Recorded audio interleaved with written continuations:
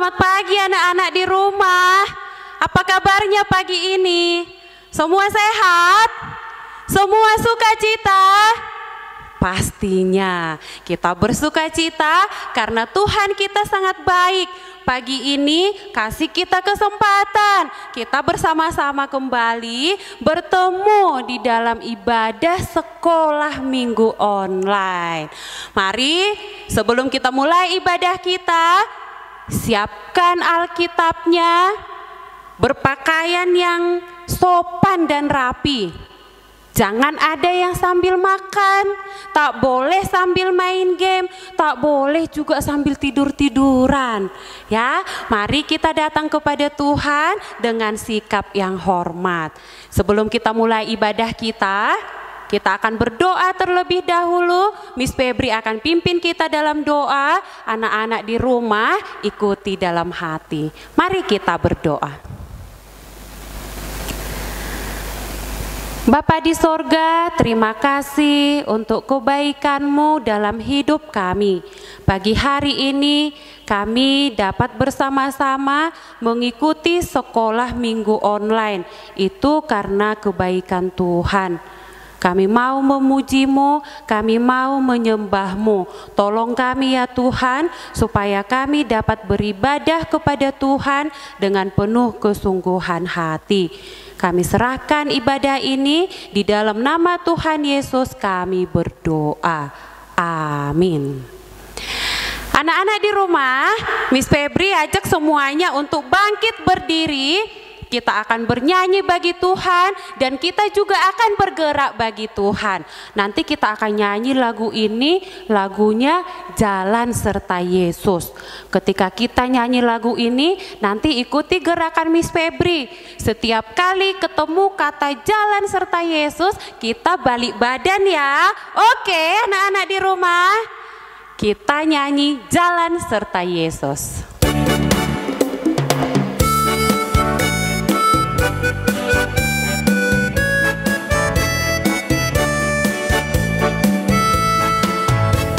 Kedua tanganku mempunyai jari, direntangkan, dibengkokkan, putar ke belakang, lompat kanan, lompat kiri, jalan serta Yesus.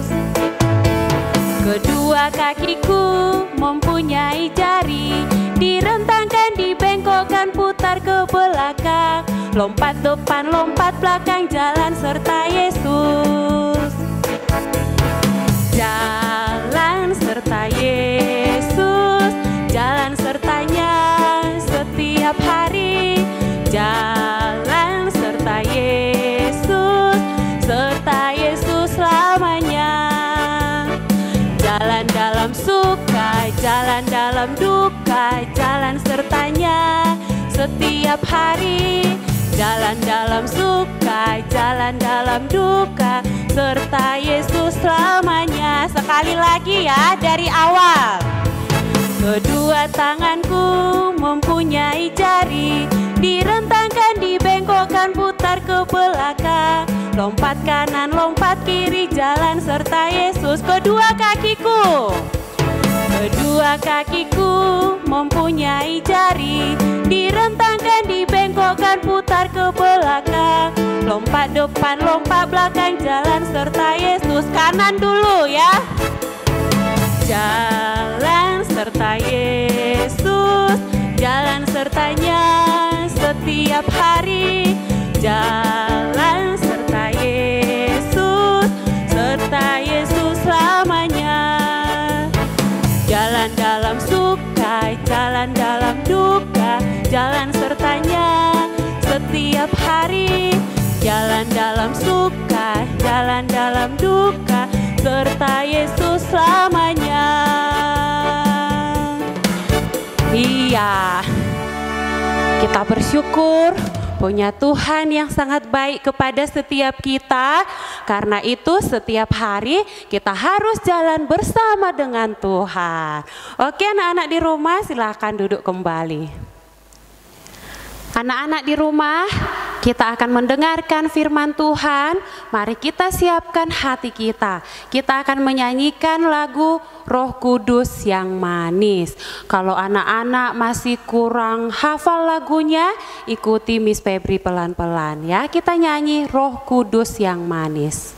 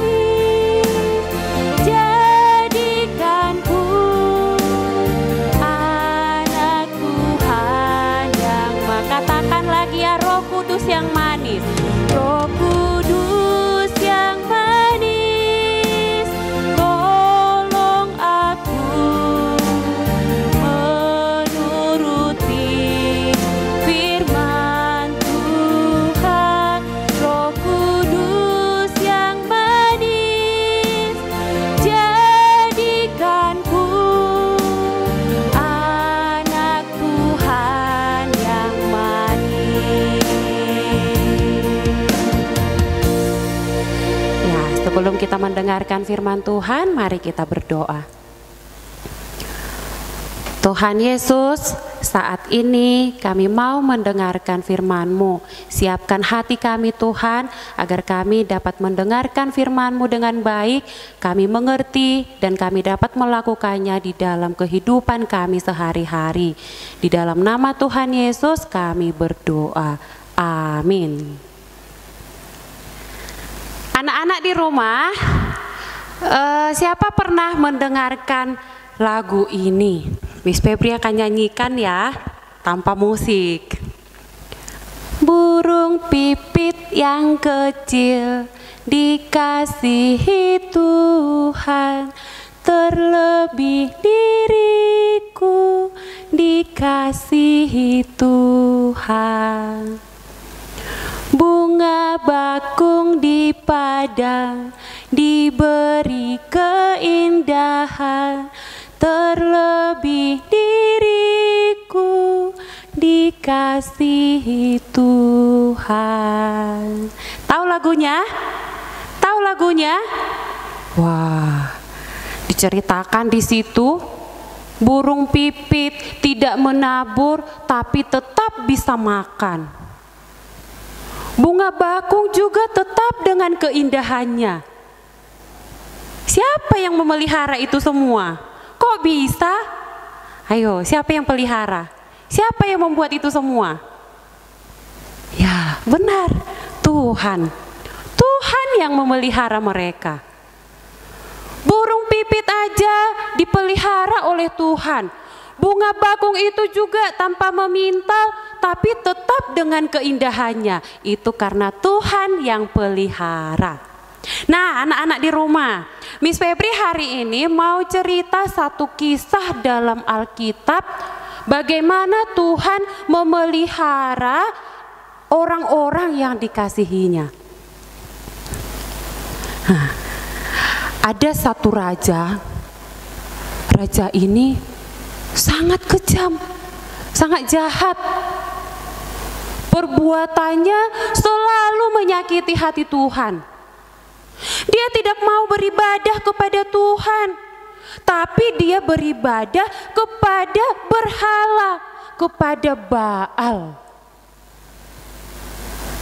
Dia juga punya istri, sama dengan kelakuannya, juga tidak mau beribadah kepada Tuhan, tapi beribadahnya kepada Baal. Siapa namanya ya? Raja tersebut namanya Raja Ahab, dan istrinya namanya Ratu Izebel. Jadi Tuhan sangat marah kepada mereka karena perbuatannya itu. Akibatnya Tuhan menghukum kota tempat mereka tinggal, Tuhan menghukum kerajaannya, Tuhan tidak menurunkan air hujan, Tuhan kasih musim kemarau. Anak-anak, kalau kita di Selak Panjang seperti itu, gimana ya? Kan kalau datang air hujan, kita semua menampung air hujan. Air hujannya yang kita pakai untuk semuanya, untuk cuci, untuk bersih-bersih rumah, untuk mandi, untuk masak, gitu kan? Kita pakai air hujan.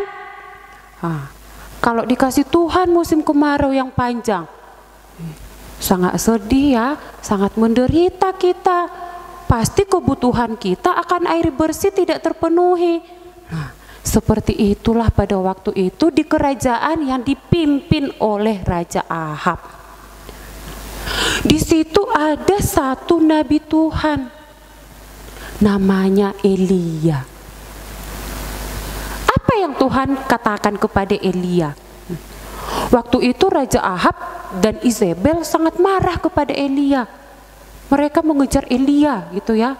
Mereka mau menangkap Elia, mau menghukum Elia. Tetapi Tuhan menyuruh Elia untuk bersembunyi. Bersembunyi di mana ya? Tuhan menyuruh Elia untuk pergi bersembunyi di tepi sungai Kerit. Nanti anak-anak bisa baca kisahnya di rumah ya, di dalam 1 Raja-Raja pasal 17. Di sana Tuhan memerintahkan Elia untuk bersembunyi di sana. Lalu ketika Elia di sana, bagaimana dengan makannya? Apakah dia masak di sana? Oh, tentu tidak. Tetapi setiap hari Tuhan menyuruh burung-burung gagak untuk mengantarkan roti dan daging kepada Elia setiap hari. Jadi Elia tidak kelaparan. Tuhan memelihara Elia dengan memerintahkan burung-burung gagak tadi untuk mengantarkan makanan kepada Elia. Bagaimana dengan minumnya? Elia bisa ngambil air dari sungai Kerit untuk diminum. Anak-anak di rumah, setelah beberapa waktu, air di sungai Kerit itu juga hampir kering karena masih musim kemarau. Hujan belum turun sama sekali. Lalu Tuhan memerintahkan Elia untuk pergi ke satu tempat yang namanya Sarfat. Tuhan berkata, Elia, kamu pergi ke Sarfat.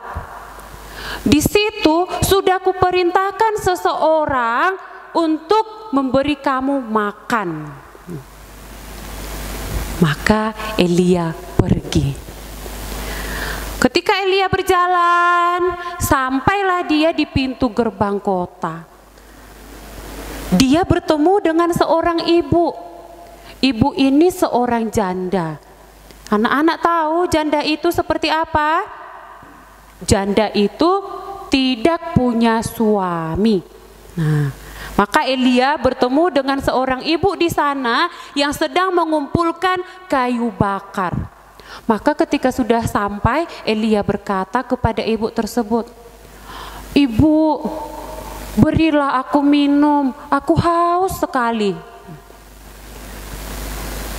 Si ibu tadi pergi untuk mengambil air, memberikannya kepada Elia.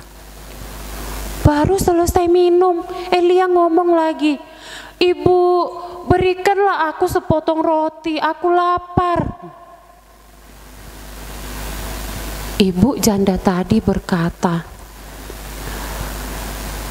"Aku tidak punya sepotong roti. Yang ada pada aku sekarang itu hanya segenggam tepung dalam tempayan dan juga sedikit minyak dalam buli-buli. Makanya aku sekarang sedang mengumpulkan kayu bakar. Habis ini aku mau pulang, aku mau masak, dan aku bersama dengan anakku satu orang, kami akan makan. Setelah itu kami tidak punya makanan lagi. Bahkan mungkin kami juga akan mati." Tetapi Elia berkata, "Ibu, tidak usah takut. Tuhan akan memelihara hidupmu. Lakukanlah seperti yang aku katakan." Anak-anak di rumah, tadi Elia minta roti sama ibu itu.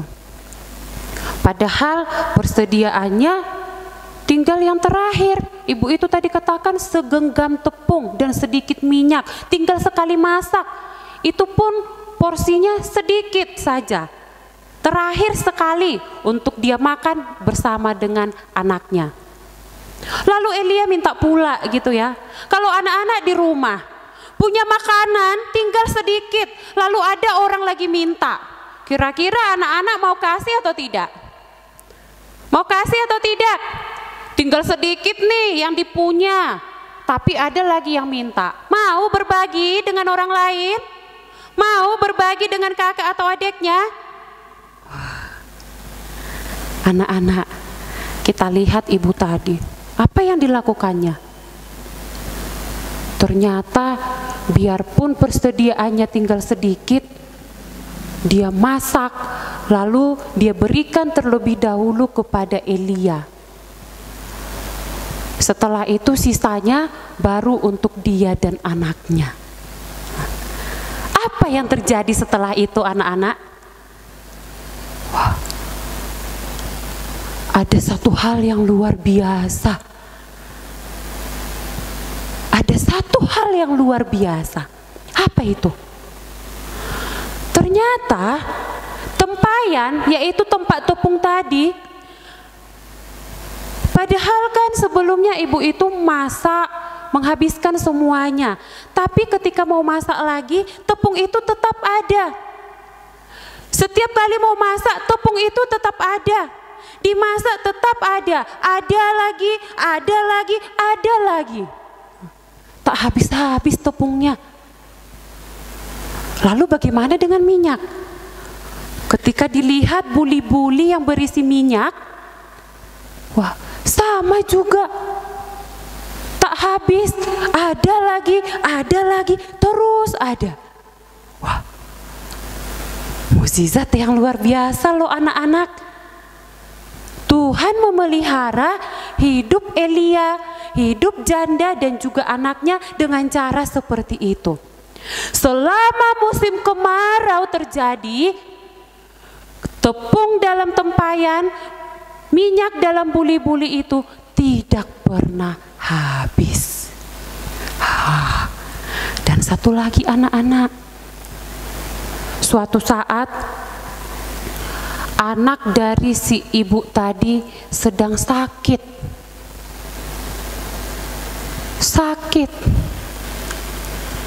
Dan akhirnya meninggal. Bisa anak-anak bayangkan betapa sedihnya si ibu tadi. Anak satu-satunya meninggal. Dia berkata kepada Elia, "Lihat, anakku satu-satunya meninggal." Hatinya sangat sedih. Lalu Elia berdoa kepada Tuhan, dan Tuhan mendengarkan permohonan Elia. Tuhan kembali menghidupkan anak itu. Wah, Allah kita sungguh luar biasa ya, melakukan hal-hal hebat seperti itu. Selama musim kemarau, hidup Elia, hidup janda itu dan juga anaknya dipelihara oleh Tuhan. Nah, anak-anak di rumah, lalu bagaimana dengan kita? Bagaimana dengan anak-anak di rumah? Apakah Tuhan juga memelihara hidup kita? Apakah Tuhan juga memelihara hidup kita? Ya, Tuhan memelihara hidup kita semuanya. Bagaimana caranya? Mungkin kita tidak lagi mengalami seperti Elia tadi dan juga janda di Sarfat tadi, tetapi ada banyak sekali bukti yang menunjukkan bahwa Tuhan itu memelihara hidup kita. Kalau hari ini kita masih bisa sehat, itu juga karena Tuhan yang memelihara hidup kita. Anak-anak di rumah bisa makan setiap hari, pagi, siang, sore. Apapun yang diminta dibelikan sama papa mamanya, itu juga bentuk pemeliharaan Tuhan. Anak-anak di rumah punya papa mama yang sangat baik, merawat kalian, menyekolahkan kalian. Itu juga bentuk pemeliharaan Tuhan. Dan satu lagi anak-anak, negara kita kan sekarang masih menghadapi COVID-19. Kita di Selat Panjang masih bisa melakukan aktivitas kita, masih bisa bersekolah. Itu juga bentuk pemeliharaan Tuhan dan lain sebagainya. Nah, jadi melalui firman Tuhan hari ini kita diingatkan, tidak usah khawatir, tidak usah takut akan hari esok. Karena apa? Karena Tuhan kita adalah Tuhan yang sangat baik, Tuhan yang berkuasa, yang akan memelihara hidup kita. Jangan takut. Nah, kita akan membaca satu ayat hafalan di dalam Matius pasal 6 ayat yang ke-34. Matius pasal 6 ayat 34. Kita baca bersama-sama ya. Sebab itu janganlah kamu khawatir akan hari besok, karena hari besok mempunyai kesusahannya sendiri. Sekali lagi ya. Matius 6 ayat 34a. Sebab itu janganlah kamu khawatir akan hari besok, karena hari besok mempunyai kesusahannya sendiri. Nah, demikian firman Tuhan untuk kita pagi hari ini. Anak-anak di rumah, ingat ya, seperti Elia, seperti janda di Sarfat tadi, mereka diminta Tuhan hanya untuk taat dan percaya kepada Tuhan. Tuhan memelihara hidup mereka. Demikian juga dengan kita. Kita sebagai anak-anak Tuhan, kita harus patuh kepada Tuhan. Kita harus melakukan apa yang Tuhan perintahkan dan percaya hanya kepada Dia saja. Amin. Mari kita berdoa. Bapa di sorga, kami bersyukur kalau pagi hari ini kami belajar dari kisah Elia dan janda di Sarfat. Tuhan memelihara hidup mereka, mencukupkan kebutuhan mereka. Demikian juga kami Tuhan, kami mempercayakan hidup kami sepenuhnya ke tangan pengasihan-Mu. Kiranya Tuhan yang akan terus memelihara kami, mencukupkan juga apa yang kami butuhkan. Tolong kami untuk kami juga dapat menjadi anak-anak-Mu yang taat, anak-anak-Mu yang setia dan hanya percaya kepada Tuhan saja. Terima kasih untuk pagi hari ini, terpujilah Engkau kekal sampai selama-lamanya. Di dalam nama Tuhan Yesus kami berdoa dan bersyukur. Amin. Ya, anak-anak di rumah, sampai di sini ibadah kita. Sampai ketemu lagi di ibadah sekolah minggu online minggu depan. Tuhan Yesus memberkati. Bye-bye.